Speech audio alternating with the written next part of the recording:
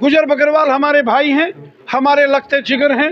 हम गुजर बकरवालों से बहुत मोहब्बत करते हैं, दिल से प्यार। अगर ये पॉलिटिक्स क्यों कर रहे हैं इस पे? एनसी है, पीडीपी है। सबका भला होना चाहिए, सबकी खिदमत होनी चाहिए, सबकी खिदमत होनी चाहिए। जहर घोल के सियासत बंद होनी चाहिए। गुजर भी हमारे, बकरवाल भी हमारे, पहाड़ी भी हमारे, कश्मीरी भी हमारे। उमर साहब बोल रहे हैं कि सुबह से जाने नहीं दिया, आप सुंदरबनी नहीं जाने दिया, हालात का बहाना करके आपने लोगों ने इंटरनेट बंद कर दिया सारा। तो आप क्या करोगे? कुछ कहिए। मैंने श्री उमर अब्दुल्ला साहब का बयान नहीं देखा है, मैं भी सुनाता हूँ।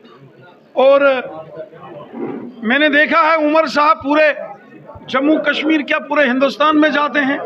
इंडिया लाइंस की मीटिंग में कभी दिल्ली में, कभी मुंबई में, कभी बेंगलोर में जाते हैं, उनको किसी ने नहीं रोका।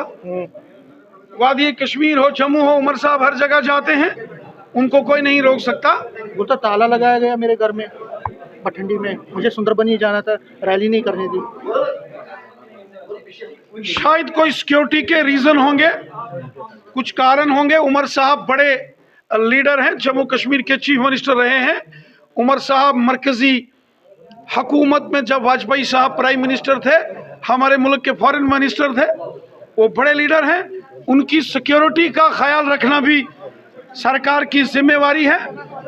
और रजौरी पुंछ, आपको मालूम है कि पिछले कुछ अरसे से वहाँ कुछ दहशतगर्दी के मामले भी सामने आए हैं। शायद, मुझे मालूम नहीं है, लेकिन मुझे लगता है कि शायद कोई सिक्योरिटी का रीज़न होगा। और उमर साहब आज नहीं तो कल सुंदरबनी जा सकते हैं, मुझे मालूम नहीं है, लेकिन हो सकता है सिक्योरिटी रीजंस के कारण श्री उमर अब्दुल्ला साहब को ये हिदायत दी गई हो, क्योंकि उनकी हिफाजत करना भी तो सरकार का काम है। वो अगर उमर अब्दुल्ला साहब कहीं जाना चाहते हैं, वो जा सकते हैं और जाते भी हैं, हर जगह जाते हैं, लेकिन उनकी सिक्योरिटी का भी ख्याल रखना सरकार का काम है। हम उनको हमेशा सबकी इज्जत करते हैं, लेकिन सिक्योरिटी से कंप्रोमाइज नहीं हो सकता, क्योंकि वो फॉर्मर चीफ मिनिस्टर हैं और